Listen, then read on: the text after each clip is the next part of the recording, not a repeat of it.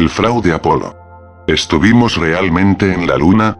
1. Según cifras de la propia NASA, un 11% de los estadounidenses actuales creen que el viaje a la Luna fue un elaborado fraude.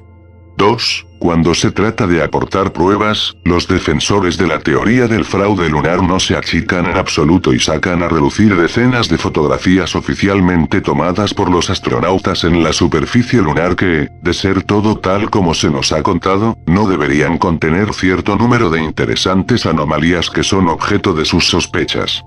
3. Los teóricos de la conspiración nos cuentan una alucinante historia de alunizajes falsos, fotografías retocadas, presuntas rocas lunares que jamás han salido de la Tierra y astronautas programados psicológicamente para mantener una impostura tan perfecta que ellos mismos se la creen.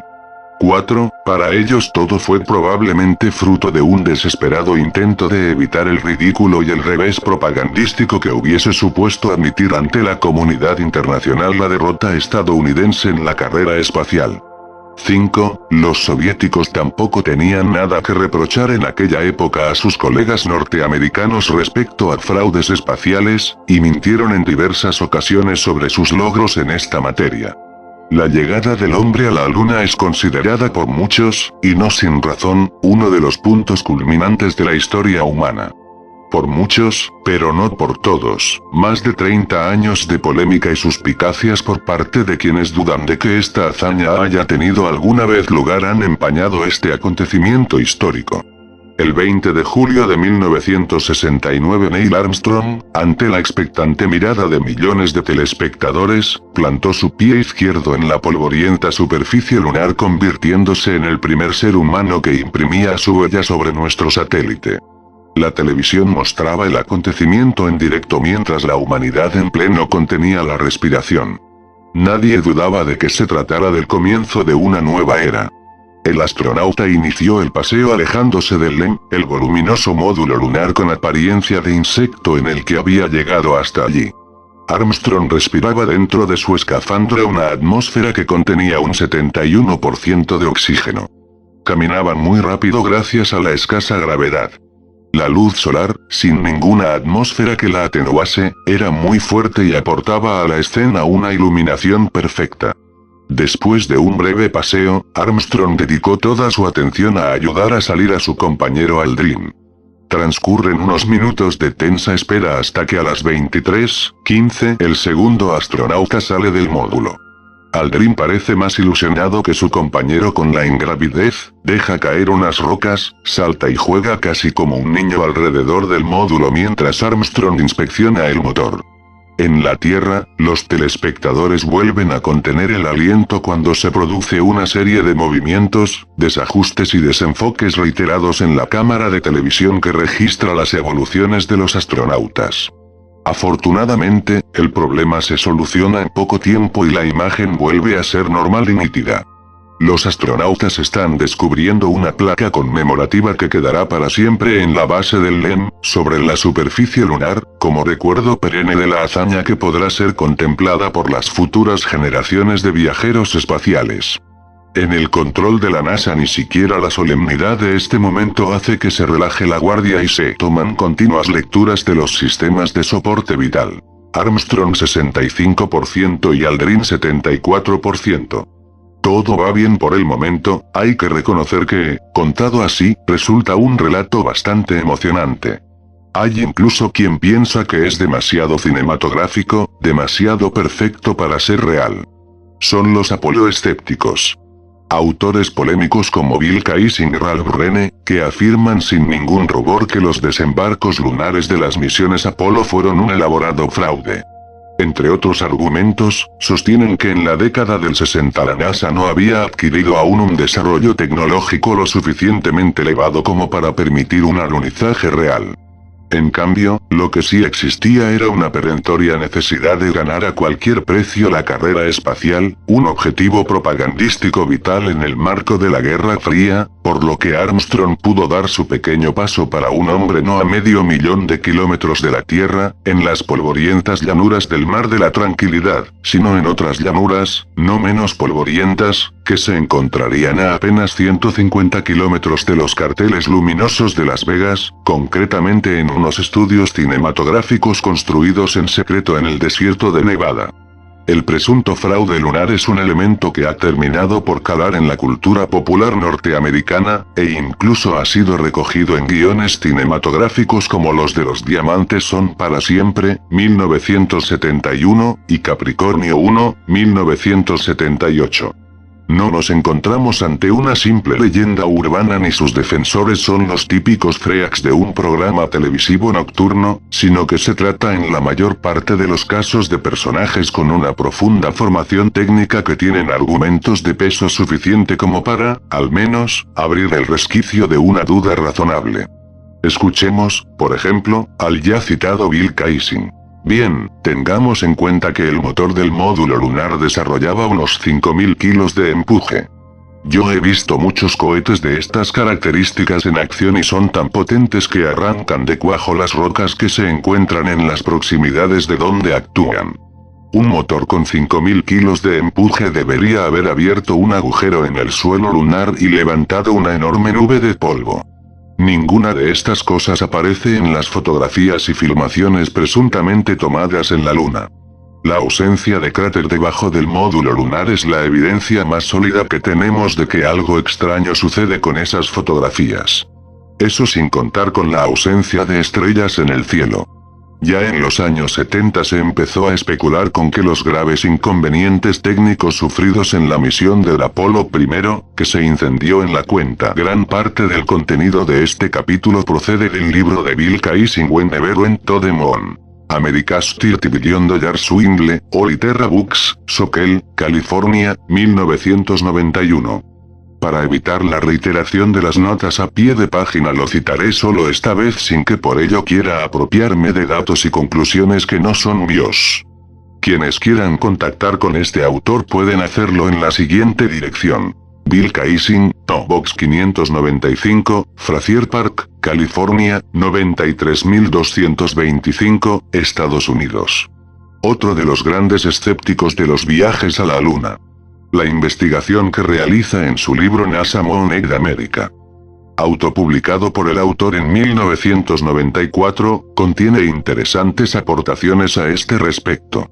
Su dirección es Ralph Rene, 31 Burgess Place, Passaic, New Jersey, 07055, Estados Unidos. El 15 de febrero y el 19 de marzo de 2001 la importante cadena norteamericana Fox Television emitió el programa Conspiracy Theory. Digo el Andon de Moon, presentado por el actor de la popular serie Expediente Décimo, Mitch Spileggi. En este programa no solo se denunció la amplia serie de incongruencias que contiene la versión oficial de la conquista de nuestro satélite, sino que sirvió para reabrir un amplio debate en la opinión pública estadounidense. Peter Iams, director de Capricornio 1, está íntimamente convencido del enorme poder de los medios de comunicación. Mis padres eran de los que creían que si algo aparecía en The New York Times era porque era verdad. Yo mismo formo parte de una generación que creció creyendo que todo lo que veíamos por televisión era verdad. Mucho más tarde aprendí hasta qué punto los periódicos pueden ser inexactos y cómo la televisión también tiene mucho de falso. Así que me dije a mí mismo que sería interesante si tomáramos un gran acontecimiento histórico donde la única fuente de información con la que cuenten los ciudadanos fuera la pantalla de televisión y demostrar hasta qué punto es fácil manipular a la opinión pública si se cuenta con los medios precisos. A pesar de este planteamiento, Iams insiste en que Capricornio 1 es una película que no tiene más propósito que el entretenimiento y no hacer referencias veladas al presunto fraude Apolo. Yo era consciente de que hay personas que creen que nunca fuimos a la Luna, pero nunca leí sus libros o consulté con ellos. Regresiva previa al despegue matando a sus tripulantes, habrían sido imposibles de solucionar en tan corto plazo de tiempo, apenas 2 años. Esta casi milagrosa recuperación tecnológica, unida a ciertas incongruencias que enumeraremos a continuación, hicieron que surgieran varias teorías con el denominador común de afirmar que la NASA no ha contado toda la verdad en lo tocante a la conquista de la Luna, entre ellas la del fraude total, según la cual el hombre nunca pisó la superficie de nuestro satélite y la humanidad fue engañada en lo que habría sido el mayor engaño de todos los tiempos, gracias al cual Estados Unidos le ganaba la carrera espacial a la Unión Soviética y mostraba al mundo su poderío. Aunque esta es la teoría más extendida, no es la única. Bill Bryan escribió en 1982 Moongate, obra en la que se muestra de acuerdo respecto a la existencia de alguna clase de encubrimiento. Piensa que sus colegas pueden muy bien estar en lo cierto al decir que nunca fuimos a la Luna, pero cree que hay una razón completamente diferente para muchas de las inconsistencias que se han encontrado. Quizá realmente se viajó hasta nuestro satélite, pero Bryan demuestra que la tecnología oficialmente empleada para ello es demasiado primitiva. Su teoría es que alcanzamos la Luna con la ayuda de un dispositivo antigravitatorio secreto que la NASA probablemente diseñara años atrás a partir de tecnología desarrollada por los nazis durante la Segunda Guerra Mundial. Podríamos pensar que tal afirmación es aventurada y propia de una mente fantasiosa, pero se da la circunstancia de que Bryan es máster en ingeniería nuclear por la Universidad Estatal de Oregón, siendo un respetado profesional de su ramo, y emplea en su libro sus capacidades matemáticas y conceptuales para descubrirnos lo que teóricamente es el gran secreto de la NASA, esto es, que la gravedad lunar es muy superior a lo que se afirma, lo suficientemente intensa como para retener una tenue atmósfera después de todo. Ha escrito varios apéndices a su obra sembrados de complejos cálculos destinados a demostrar estos puntos. Pero no todos son números en su investigación, sino que también hay un lugar para la intuición. Las transcripciones de las comunicaciones entre los astronautas y el control de la misión no corresponden a conversaciones normales, sino que más bien parecen cuidadosamente escritas. Son charlas que dejan al que las lee un extraño sabor en la boca, como si los astronautas realmente no estuvieran donde dicen. Pero ¿por qué la NASA habría de embarcarse en un engaño de tamañas proporciones solo para ocultar al conocimiento público que la Luna tiene una gravedad mayor de lo que se pensaba? Se trata de una serie de elementos encadenados, explica Bryan. No se puede revelar una parte de la información sin que quede al descubierto todo el asunto. Si se descubriese la verdad sobre la Luna, la NASA tendría que explicar la técnica de propulsión que los llevó hasta allí, además de divulgar sus investigaciones en propulsiones alternativas, unas investigaciones que ponen en riesgo el negocio de las grandes corporaciones petrolíferas y cuyos resultados podrían conducir al derrumbe de la estructura misma de nuestra economía mundial. Sencillamente, la NASA no puede asumir ese riesgo. Como vemos, las conclusiones varían enormemente, pero todos estos heterodoxos se encuentran de acuerdo en un punto fundamental. Lo que se nos mostró aquella histórica jornada del verano de 1969 fue completamente falso. Veamos en qué se basan para hacer tan atrevida afirmación, unas misteriosas palabras pronunciadas en septiembre de 1999 por el astronauta Brian O'Leary ante el periodista Graham Birdsall parecen dar algo de pábulo a una teoría parecida. Si algunas de las filmaciones se hubieran estropeado, es remotamente posible que ellos, la NASA, pudieran haber rodado algunas escenas en un estudio cinematográfico para evitar la vergüenza pública. Fotografía de un engaño. Cuando se trata de aportar pruebas, los defensores de la teoría del fraude lunar no se achican en absoluto y sacan a relucir decenas de fotografías oficialmente tomadas por los astronautas en la superficie lunar que, de ser todo tal como se nos ha contado, no deberían contener cierto número de interesantes anomalías que son objeto de sus sospechas. David Perty, prestigioso fotógrafo británico de la Royal Photographic Society, declaraba ante las cámaras de la Fox: nuestra investigación sugiere que las imágenes de los alunizajes del proyecto Apolo no constituyen un registro verdadero y exacto. En nuestra opinión, las fotografías del Apolo fueron falsificadas. Muchas de las imágenes están llenas de inconsistencias y anomalías. 186. Pero quizá la más curiosa de estas anomalías es la que hace notar Maria Blizinski, directora de astronomía del Observatorio de Greenwich, Londres. A falta de una atmósfera que entorpezca el paso de la luz, en la Luna las estrellas deberían ser totalmente visibles y aparecer a la vista con un brillo considerablemente mayor que en la Tierra. Pues bien, en las imágenes tomadas por los astronautas el problema no es que se vean muchas, sino pocas. En realidad, no se ve ninguna estrella. Resulta ciertamente notable que, dadas las inmejorables condiciones de observación, la gran calidad de la cámara Hasselblad con la que estaban equipados y la sensibilidad de la película Touchroom utilizada, a ninguno de los astronautas se le ocurriese hacer una instantánea con un tiempo de exposición suficiente como para recoger ese firmamento único.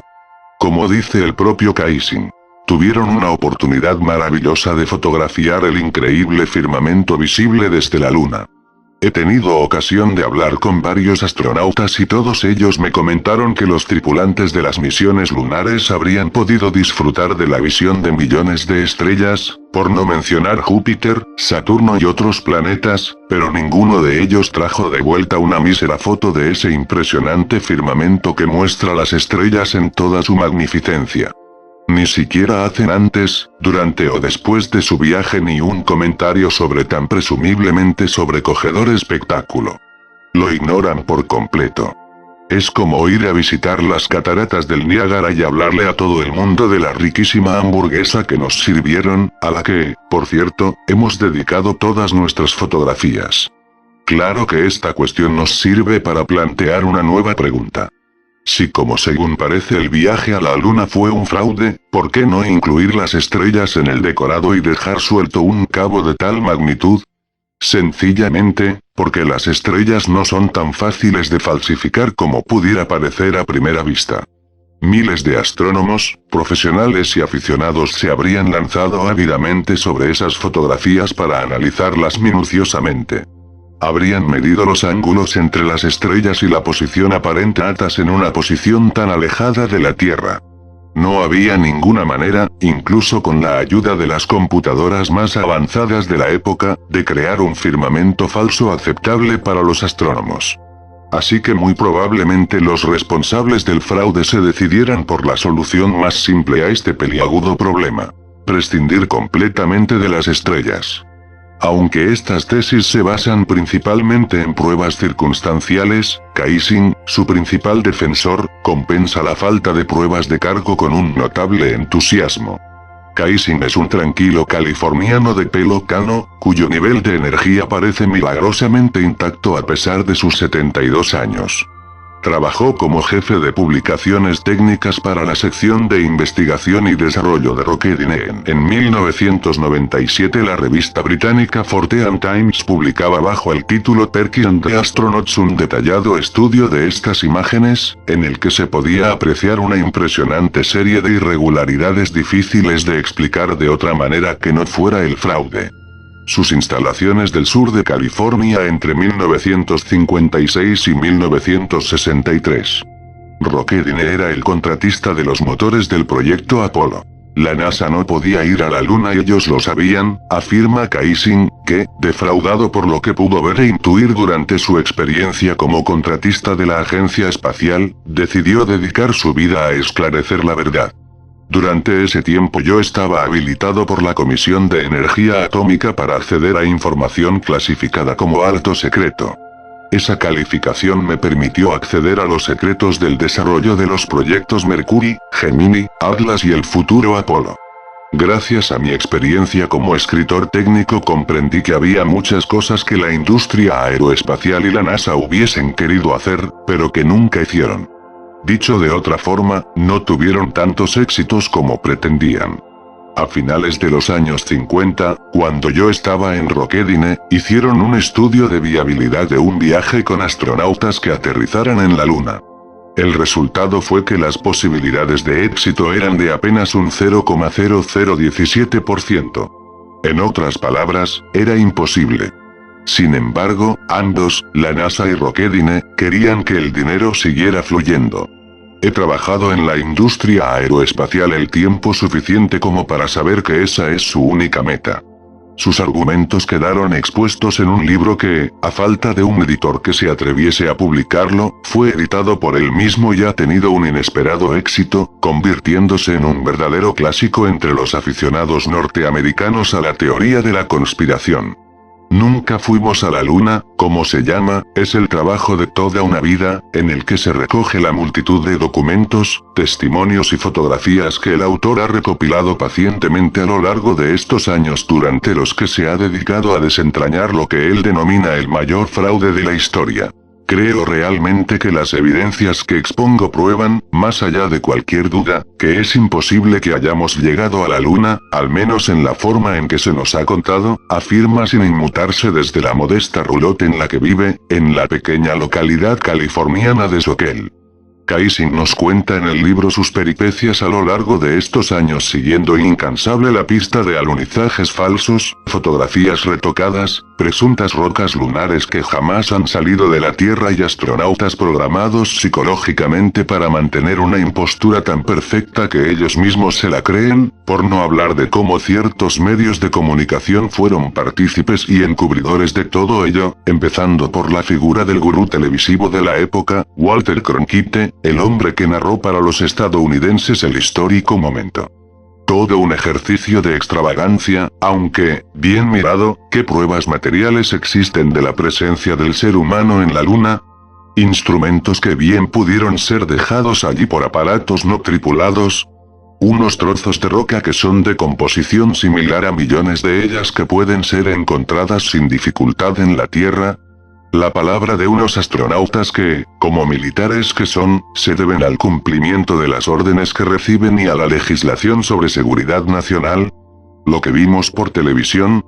Conviene no perder de vista que, por extravagante que nos parezca la actitud de este autor, Kaysing plantea una serie de preguntas incómodas que tanto la NASA como los astronautas que participaron en las misiones lunares eluden sistemáticamente. Se han emitido toda clase de sofisticados razonamientos técnicos para intentar explicar las anomalías denunciadas por Kaysing y otros, pero las sutilezas se disuelven como un terrón de azúcar ante hechos tan sencillos, pero con tanta fuerza, como que en las fotografías tomadas en la luna no aparezca, en ninguna de ellas, una sola estrella y eso es algo que, por mucho que se intente justificar, hace que el sentido común se quede con la incómoda sensación de que en esta historia no todo encaja como debiera. ¿Por qué mentir?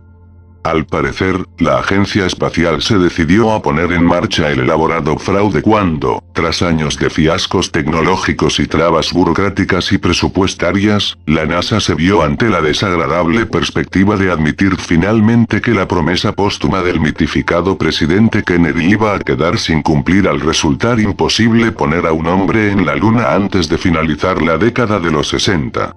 Tal es la opinión de Ralph Rene, un hombre al que su espíritu inquisitivo le ha permitido darse cuenta de algunos detalles que pasaron inadvertidos para millones de telespectadores.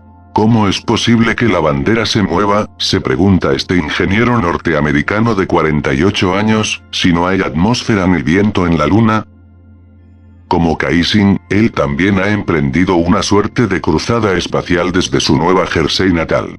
En la soledad de su estudio ha analizado cuidadosamente cada una de las misiones del proyecto Apolo, cada película, fotografía e informe emitido por la NASA y, con un creciente sentimiento de incredulidad, no ha tenido más remedio que llegar a la misma conclusión que Kaysing. Es imposible que Estados Unidos pusiera a un hombre en la luna.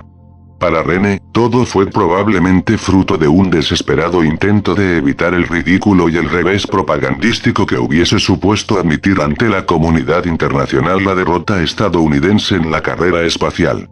La NASA, actuando en estrecha colaboración con el mayor cuerpo de la inteligencia militar estadounidense, la Agencia de Inteligencia de la Defensa, DIA, habría organizado una operación de alto secreto que, según Kaysing, fue denominada Apollo Simulation Project, ASP. Las tomas falsas habrían sido rodadas en la base Norton de la Fuerza Aérea, en San Bernardino, California. Allí contaban con más y mejor equipo técnico y humano que todos los estudios de Hollywood juntos, explica Kaysing, añadiendo que el hombre encargado de tan peculiar rodaje no fue otro que el afamado director de cine Stanley Kubrick, cuya épica película de 1968, 2001, Una odisea del espacio, había impresionado vivamente a los oficiales de la NASA hasta el punto de decidir ponerlo al mando de la parte técnica de la operación. Él tuvo acceso a todos los niveles del complot, mantiene Kaysing. Puede sonar descabellado, pero lo cierto es que el recientemente fallecido Kubrick siempre rehusó contestar a cualquier pregunta que se le hiciera sobre el tema, una actitud habitual en los implicados en este curioso asunto. Lo que sí se sabe es que era un hombre vivamente interesado por el mundo del espionaje, las operaciones secretas y la teoría de la conspiración. Tanto, que su obra póstuma, Eyes Wide Shut, contiene múltiples alusiones, algunas alegóricas y otras bastante directas, al poder de las sociedades secretas, así como a ciertos proyectos de la CIA para manipular la mente de los ciudadanos, como los denominados MKUltra y Monarch. No es esta la única ocasión en que se ha puesto en entredicho la veracidad de las versiones de la NASA. Durante la comisión presidencial que en 1986 investigó el desastre del transbordador espacial Challenger, el eminente físico Richard Feynman encontró que los análisis, conclusiones y metodología de la NASA eran consistentemente incorrectos. En un larguísimo documento, que dado que avergonzaba públicamente a la NASA fue relegado a un apéndice externo al informe final de la comisión, Feynman hacía varias observaciones que parecen notablemente aplicables al caso que nos ocupa en esta ocasión. Parece que, según sea el propósito, para el consumo interno o externo, la dirección de la NASA exagera la fiabilidad de sus productos, hasta llegar al punto de la fantasía. En http://www.conformist.com/flix/eyeswidesub.htm se puede encontrar un interesantísimo análisis de las referencias ocultas de esta cinta. Pero dejemos descansar en paz al pobre Kubrick, que por otra parte merecería un capítulo en este libro, y volvamos a la presunta superproducción de la NASA. Aparte de las filmaciones, la agencia espacial produjo abundante material fotográfico de su supuesto alunizaje. Tras un meticuloso análisis de estas imágenes, tanto René como Kaysing han llegado a la conclusión de que tampoco han sido tomadas en la Luna. Además de las inconsistencias ya resaltadas por otros autores, la comparación de las fotografías con las filmaciones realizadas en teoría los ha llevado a descubrir simultáneamente la existencia de graves errores de continuidad entre unas y otras, esto es, diferencias que indican claramente que no fueron tomadas en el mismo momento como se ha pretendido hasta ahora. Mientras sostiene en las manos las famosas fotografías de los paisajes lunares, Kaysing explica lacónicamente: es cierto. No hay estrellas, aquí hace una pausa que pretende cargar de dramatismo su discurso, y añade: estando en la luna una mirada a los cielos debería ser algo así como estar en la cima de una montaña una clara noche de verano, con millones de estrellas brillando por doquier. Aquí no hay nada de eso. A esto se suman decenas de pequeñas incoherencias que presentan las imágenes presuntamente tomadas en la Luna y que apuntan hacia una dirección común: el fraude. Claro que los soviéticos tampoco tenían nada que reprochar en aquella época a sus colegas norteamericanos respecto a fraudes espaciales. El jueves 12 de abril de 2001, festividad del cosmonauta en Rusia y aniversario de la fecha en que fue enviado el primer hombre al espacio, el diario ruso Pravda sorprendía al mundo con la revelación de que Yuri Gagarin no fue, después de todo, el primer hombre en volar al espacio. En 1957, 1958 y 1959 tres pilotos soviéticos murieron en varias tentativas por conquistar el espacio antes que los norteamericanos. La guerra propagandística entre ambas superpotencias hizo inviable que los rusos confesaran estos trágicos fracasos, y sus protagonistas quedaron para siempre en el anonimato sin que se les reconociera siquiera su condición de héroes de la Unión Soviética, como le sucedía a cualquier militar que fallecía en acto de servicio. Algo muy similar ocurrió en el caso de la perrita Laika. Durante décadas, la propaganda soviética vendió la historia de este animal, sacrificado como tantos otros en los altares de la ciencia, orbitando alrededor de nuestro planeta durante una semana y siendo fuente de valiosos datos que contribuirían a hacer más seguras las expediciones tripuladas por humanos. Hoy sabemos que no fue así. Laika falleció apenas 7 horas después del despegue, sofocada por las altas temperaturas de su habitáculo y víctima de un ataque al corazón provocado por el pánico. Una muerte muy poco apropiada para el triunfalismo que requería la propaganda de la Guerra Fría, por lo que la verdad fue sutilmente manipulada y no se ha conocido hasta fechas muy recientes. Vacaciones en Las Vegas. Pero mientras los rusos daban sus primeros pasos en esto de las simulaciones espaciales, los norteamericanos se empeñaban en mostrarle al mundo que cuando se trata de producir un espectáculo no tienen rival. Así, las acusaciones de Kaysing adquieren un tono definitivamente alucinante cuando describe lo que podríamos denominar como fase de postproducción del fraude lunar. Una vez elaborado el material gráfico destinado a engañar al público, había que proceder a la escenificación de la misión Apolo propiamente dicha. En lo que constituiría un truco de ilusionismo digno del mismísimo David Copperfield. Un cohete sin tripulación habría sido enviado al espacio ante la emocionada mirada de millones de ojos que, desde todo el planeta, siguieron el despegue mientras los pretendidos astronautas eran llevados en avión al complejo que el ASP tenía preparado a tal efecto en el desierto de Nevada, un lugar donde pudieron disfrutar de todos los lujos concebibles, incluyendo la presencia de algunas de las más voluptuosas bailarinas de striptease de Las Vegas, que ya habían colaborado en otros asuntos con la inteligencia militar. De hecho, a juzgar por los datos que aporta Kaysing en su libro, no sería en absoluto descartable que tal instalación se encontrara en el gigantesco complejo militar de alto secreto conocido en clave como Dreamland, la archifamosa Área 51. Lo cierto es que una vez presuntamente lanzados al espacio los astronautas resultaba virtualmente imposible verificar la autenticidad de cualquier comunicación, ya que era la propia NASA quien controlaba los enlaces de comunicación. En tales circunstancias, ¿quién es capaz de asegurar que las imágenes y sonidos que recibíamos eran emitidos realmente en directo? Kaysing no escatima detalles a la hora de describir a sus lectores la escandalosa vida de playboys que Armstrong y sus compañeros llevaron en su apartado aunque lujoso confinamiento, mientras el mundo los suponía a 500.000 de kilómetros de la Tierra perdidos en el frío vacío sideral. Uno de los momentos más sublimemente surrealistas de la narración de Kaysing, de esos que no nos extrañaría nada que se ajustasen fielmente a lo sucedido por aquello de que la realidad suele superar a las más delirantes ficciones, es cuando narra con absoluto lujo de detalles una pelea de burdel que se entabló entre uno de los astronautas y un miembro del personal del ASP cuando ambos, probablemente influidos por los rigores de su encierro y la presión psicológica a la que estaban sometidos, se encapricharon con una exuberante bailarina exótica conocida como Peachy Ken. Se nos hace un poco cuesta arriba imaginarnos que una operación de alto secreto en la que se encuentra en juego el prestigio de la nación más poderosa de la Tierra pueda terminar convertida en poco menos que una pelea de borrachos dándose a trompadas en un prostíbulo. Claro que, tratándose de Estados Unidos, todo es posible. El caso es que poco antes de su triunfal regreso a la Tierra los astronautas habrían sido alejados de los placeres y tentaciones de Las Vegas para ser confinados en una base secreta al sur de las Islas Hawaii, concretamente en el archipiélago de Tauramoto.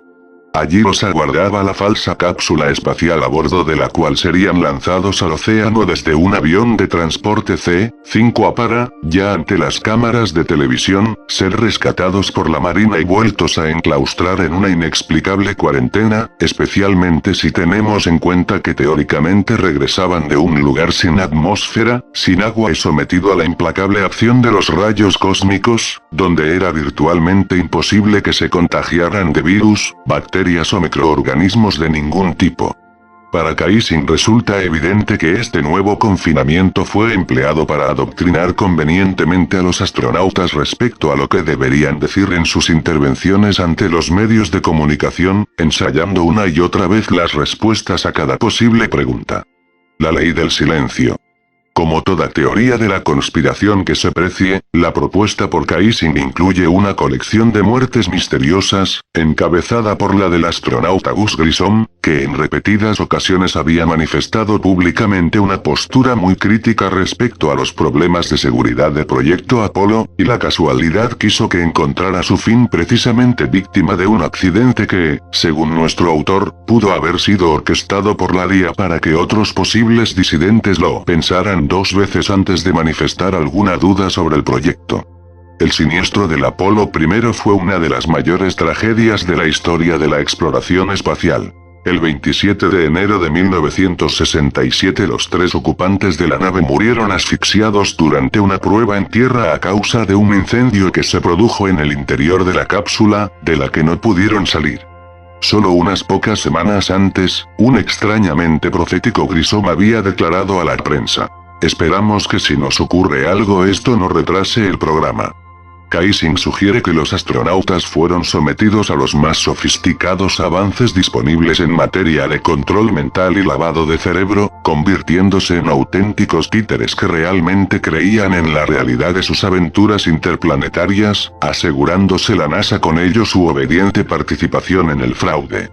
Por cierto que, hablando de lavados de cerebro, otros grandes sustentadores mundiales de la teoría de que el hombre jamás pisó la luna son los dirigentes de la secta Hare Krishna, acusados de practicar a sus seguidores las mismas técnicas de control mental.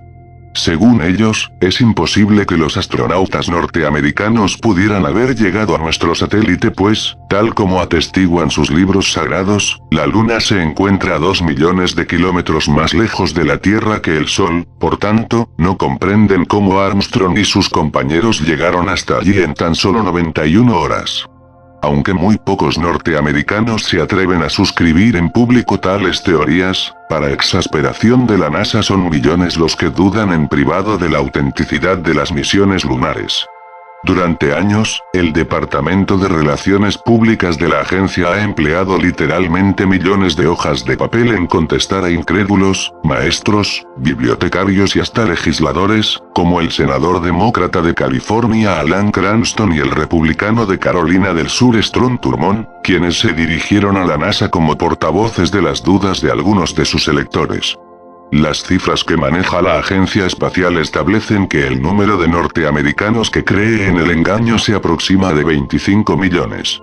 Anécdotas aparte, si la NASA realmente hubiera querido falsificar la conquista de la Luna, el momento elegido no podía haber sido mejor.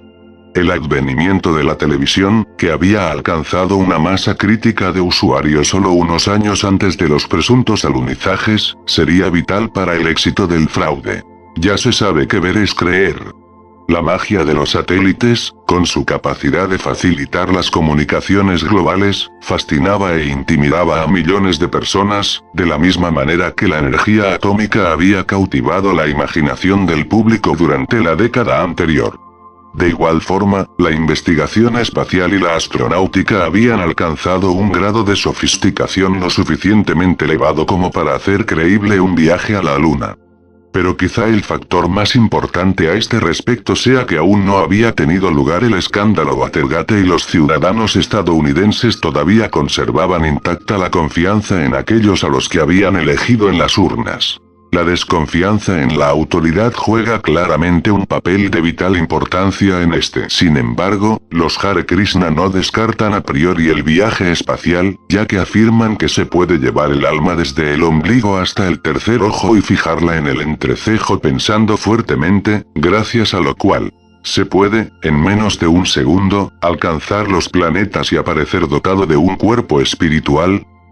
La cadena de periódicos KNIT, uno de los 2 grupos que después se unieron para formar KNIT Reader Incorporated, hizo un pequeño sondeo a 1721 norteamericanos un año después del primer alunizaje, encontrándose con el sorprendente dato de que el 30% de los encuestados se mostraban suspicaces respecto a la autenticidad de los viajes de la NASA a la Luna. El 20 de julio de 1970, un artículo de la revista Newsweek que informaba de los resultados de la votación citaba a una mujer madura de Filadelfia que pensaba que el alunizaje había sido escenificado en un desierto de Arizona. El mayor núcleo de escepticismo, según Newsweek, apareció en el barrio judío de Washington, D.C., donde más de la mitad de los encuestados dudaban de la autenticidad del paseo de Neil Armstrong.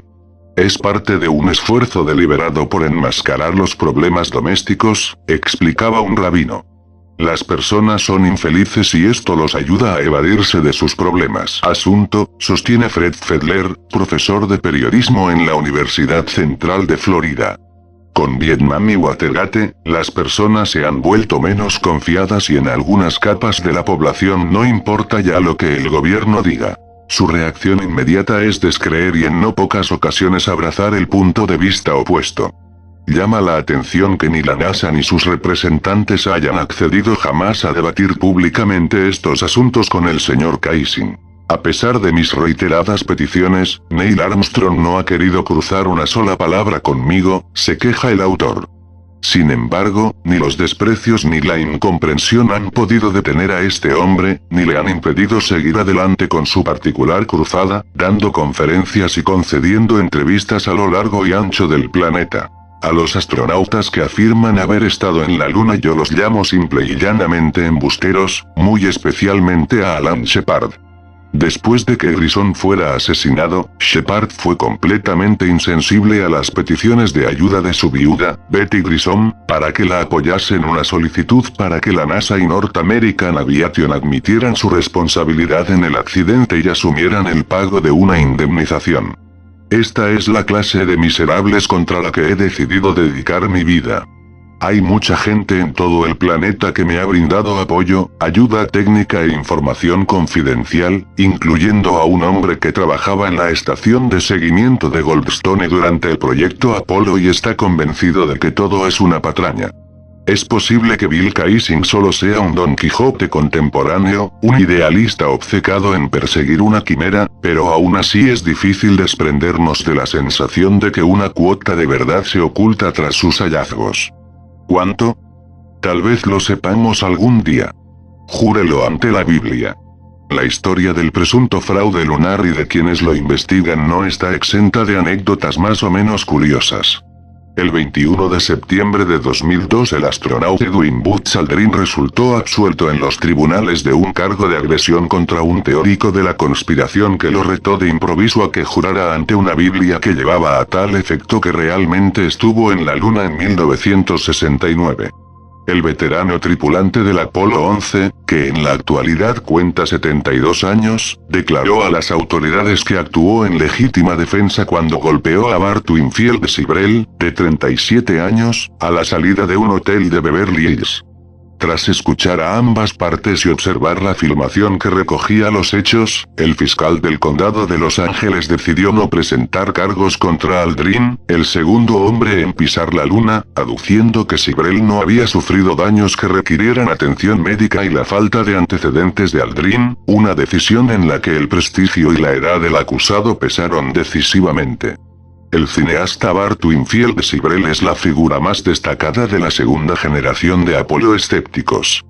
Con un dilatado currículum como realizador, que incluye trabajos para la NBC, CNN o Discovery Channel, Sibrel ha producido varios reportajes televisivos y un documental en formato de largometraje en los que expone diversas pruebas y testimonios que apuntan hacia la posibilidad de que realmente las misiones a la Luna fueran un fraude. En la actualidad, se encuentra realizando una nueva película sobre este tema y es precisamente esta producción la causa de su enfrentamiento con Aldrin, que fue filmado por un camarógrafo que acompañaba a Sibrel. Parece ser que el realizador había hecho múltiples intentos infructuosos de contar con el testimonio de Aldrin para su reportaje. Así que, cansado de las reiteradas negativas del astronauta, decidió emplear un sistema mucho más expeditivo. Acompañado de un camarógrafo esperó pacientemente a la puerta de un hotel de Beverly Hills y cuando vio salir al astronauta lo abordó de improviso. Biblia en mano, espetándole. Jure ante la Biblia que realmente estuvo usted en la Luna en 1969. Lo que no esperaba fue el sonoro guantazo que en ese momento le propinó Aldrin ante la cámara, un material que, a buen seguro, tendrá un lugar estelar en su próximo documental. Este incidente hay que enmarcarlo en la tradicional postura de silencio que los astronautas del proyecto Apolo han mantenido sobre este asunto. Neil Armstrong, presuntamente el primer hombre en pisar la Luna, se niega a conceder entrevistas. No me hagan ninguna pregunta y yo no les diré ninguna mentira, dijo en una ocasión. Collins también se niega sistemáticamente a ofrecer cualquier tipo de declaración al respecto. Conclusión. Después de más de 30 años de rumores, la Agencia Espacial Estadounidense decidió en noviembre de 2002 poner coto a los teóricos de la conspiración encargando a James Oberg, ingeniero con gran prestigio como escritor de temática aeroespacial, la redacción de un libro que pusiera fin para siempre a la polémica. La iniciativa fue acogida con desigual entusiasmo en el seno de la NASA, donde había quien pensaba que con eso no se conseguía sino darle más publicidad a una historia que sería mejor olvidar. Por ello el proyecto fue rápidamente abandonado, si bien Oberg decidió seguir adelante con el libro a nivel particular. El padre de la idea fue Roger Launius, antiguo director de la Oficina de Historia de la Agencia Espacial. Launius afirmaba que los conspiranoicos no eran el público al que iba dirigida la iniciativa, asumiendo que existe un sector de la población al que resultará imposible convencer de la realidad del viaje lunar por sólidas que sean las pruebas aportadas. Según él, uno de los grupos principales a los que iría dirigido el futuro libro de la NASA son los maestros, cuya misión sería impedir que se siguiera extendiendo la historia del fraude entre las nuevas generaciones. En cualquier caso, es posible que dentro de unos años tengamos la respuesta definitiva a la cuestión de si el hombre fue a la Luna, o no. Una compañía privada, Transorbital, tiene en proyecto el lanzamiento de un satélite en órbita alrededor de nuestro satélite, equipado con una cámara de alta resolución lo suficientemente potente como para fotografiar los restos de las misiones Apolo dejados sobre la superficie lunar. Sí, como se dice, ver es creer, tal vez entonces los más suspicaces acepten por fin que los humanos alcanzaron la Luna.